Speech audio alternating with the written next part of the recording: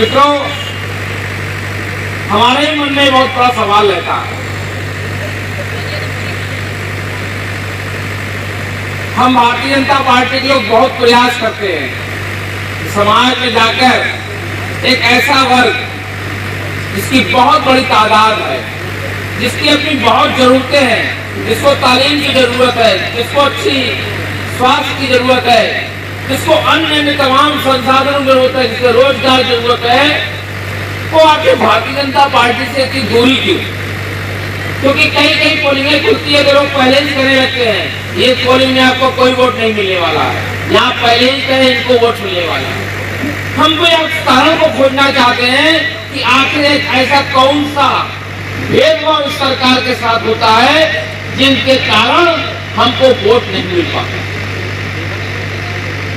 ये बहुत बड़ी बात हम आपसे इसलिए कह रहे हैं, हम उस पोलिंगों को देखते, कई ऐसी पोलिंगें जहां आपके लोग रहते हैं वहां हमारी उपस्थिति नगण्य रहती है। और स्थिति ये होती है कि भारतीय जनता पार्टी के बारे में लोग ये भ्रम कर देते हैं, जैसा सभी कह रहे थे कि भाजपा आए तो हुआ आ जाएगा। भाजपा आज पूरे देश के अंदर 18 राज्यों में भारतीय जनता पार्टी की सरकार है या उनके सहयोगी दलों की सरकार है। अगर आप ये औसत निकाल लीजिए, पूरे देश में औसत भारतीय एक व्यक्ति की औसत आयु क्या है, एक औसत आमदनी क्या है, पूरे देश में जहां जहां भारतीय जनता पार्टी के राज्य हैं, सर्वाधिक आमदनी आपको भारतीय जनता पार्टी के राज्य में लोगों को मिलेगी। उसमें ना हिंदू होगा ना मुसलमान होगा, वो एक उस राज्य का रहने वाला होगा।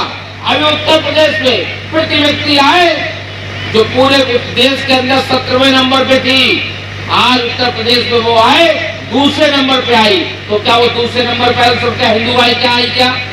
सभी क्या आई?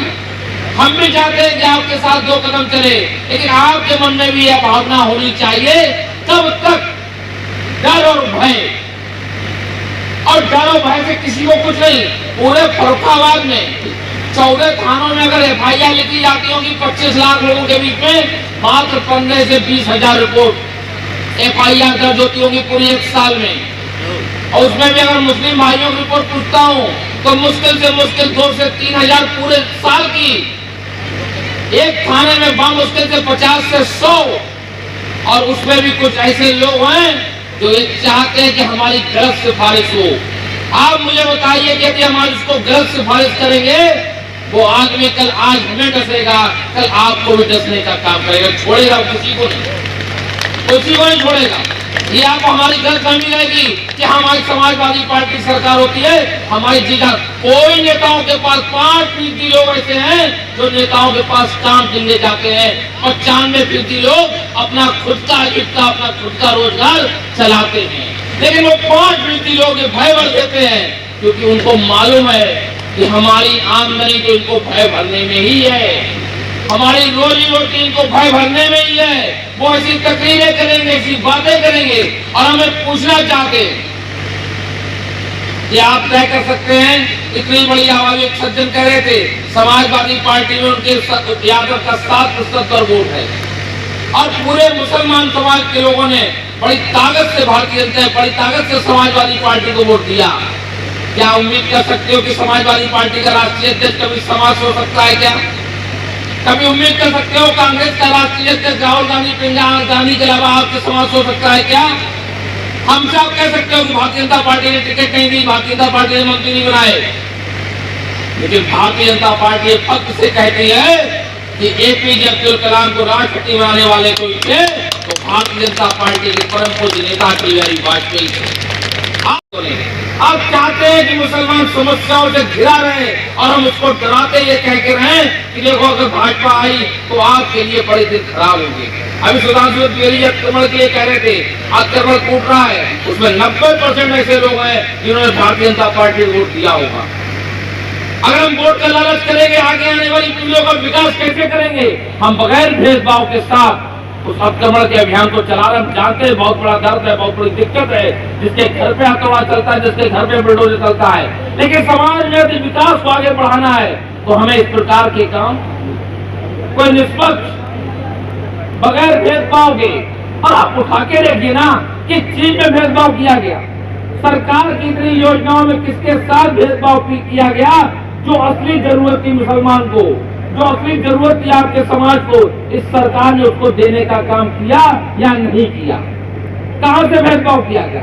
तमाम मुद्दों पे इस तरीके से गलत तरीके से परिभाषित किया गया, जहां भारतीय जनता पार्टी को कटघरे में खड़ा करने का काम किया गया। लेकिन भारतीय जनता पार्टी इस बात को मानती है, माननीय मोदी जी मानते हैं इस बात को कि देश के एक किसी वर्ग को आप अलग करके कभी किसी समाज का विकास नहीं कर सकते हो। और ये बात हर समाज को समझनी चाहिए, हिंदू को भी, मुस्लिम को भी, जो जिस धर्म का मानने वाला हो। मेरे लिए अपने गर्व की बात है, मैं हिंदू हूँ, ये मेरे लिए गर्व की बात है। आप मुस्लिम हैं, आपके लिए गर्व की है, व्यक्तिगत अपना अपना मसला है। लेकिन इससे समस्याएं नहीं हल होती हैं। समस्याएं जो हल होने का काम सरकार करना चाहिए, वो भारतीय जनता पार्टी के अलावा किसी सरकार ने लोगों की समस्याएं नहीं ये बताया कि यदि देखिए भाजपा आई तो आपके साथ ये हो जाएगा। और उसी का परिणाम है इस देश में हम इतनी बड़ी ताकत से रखते रहते हैं कि ये समाज का अगर वोट हमको नहीं मिला तो हमें दूसरे समाज को पकड़ना पड़ेगा। इस वोट बैंक का पॉलिटिक्स में बहुत सारा विकास हमारा आपका रुकता है। एक बार आप अपने मन के अंदर आपके चिंतन कीजिएगा कि सरकार की जो जरूरतें थी, चाहे स्वास्थ्य की हो, चाहे शिक्षा की हो, चाहे सड़क की हो, चाहे आमदनी की हो, वो कौन सरकार पूरी कर रहा है? आप अपने आप फैसला कर लेंगे कि अभी तक की किसी सरकार ने सिर्फ मुझे डराया है। ये सरकार ऐसी है जो हमको कह रही है कि आप हमारे साथ आइए, हम पूरे ताकत के साथ समाज में बगैर भेदभाव के इस नारे को क्रियान्वयन करेंगे, सबका साथ सबका विश्वास। जी पूरी ताकत से आपसे कह रहे हैं, अभी भारतीय जनता पार्टी ने आज अपने एक वरिष्ठ नेता को पार्टी से निकाल दिया, गलत शब्द बोले, कतई बर्दाश्त नहीं किया, निकाल दिया। आज ये अभी खबर आई है। हम कभी समाज में से लोग आगे हम जानते हैं इन चीजों से समाज और देश कभी आगे नहीं बढ़ सकता है। और जो लोग मुस्लिम समाज के पैरोकार होते हैं, मुझे समझ नहीं आता, पूरे विश्व स्तरीय मुसलमान की समस्याओं को बताते हैं, लेकिन वो उन देशों में बात नहीं करते जहां वास्तव में समस्या है। चाइना में पूरी तरीके से आप भी हम भी जानते हैं, अंतर्राष्ट्रीय खबरें पढ़ते रहते कि चाइना में किस प्रकार समस्या, उस पर बात नहीं करते हैं। अमेरिका में क्या हो रहा है इस पर बात नहीं करते हैं। यूक्रेन में कितने लोग मारे जा रहे हैं इस पर बात नहीं करते हैं। हिंदुस्तान में जिस प्रकार से हम और आप रहते हैं, ये उन्हें देखना पसंद नहीं, जलते हैं हमारे आप। इसलिए मेरा आपसे निवेदन है, एक बार आप सब प्रयास करिए। जो हमारे आपके बीच में कई बार ऐसा हो जाता है कि हम बड़ा अच्छे से रिश्ता निभाने की कोशिश करते हैं, लेकिन उतना अच्छा जवाब आपसे नहीं आता है। एक बार आप कोशिश करिए, देश के लिए, अपने परिवार के लिए, अपनी पीढ़ी के लिए, बच्चों के लिए मोदी जी बहुत जरूरी हैं। ये मेरा आपसे आग्रह है।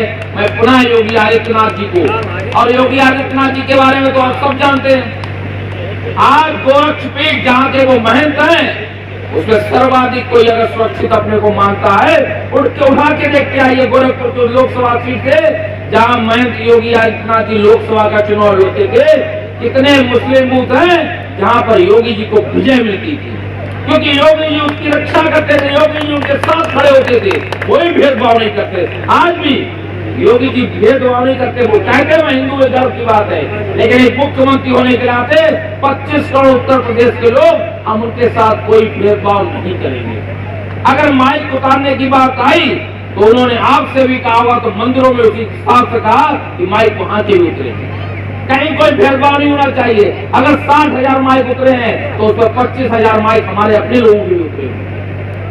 हम आप इन सब बातों से अलग हटके एक बार ये सोचे, समाज को आगे चलाना किस गति में, हमें अफगानिस्तान बनाना है, पाकिस्तान बनाना है, बांग्लादेश बनाना है, या एक विकसित राष्ट्र बनाना है, ये आपको हमको फैसला करना पड़ेगा। आपके मुस्लिम समाज की तरफ से उनको बहुत सारी जन्मदिन की शुभकामनाएं देता हूँ। आप सबने मुझे सुना, आप सबका बहुत बहुत धन्यवाद, शुक्रिया।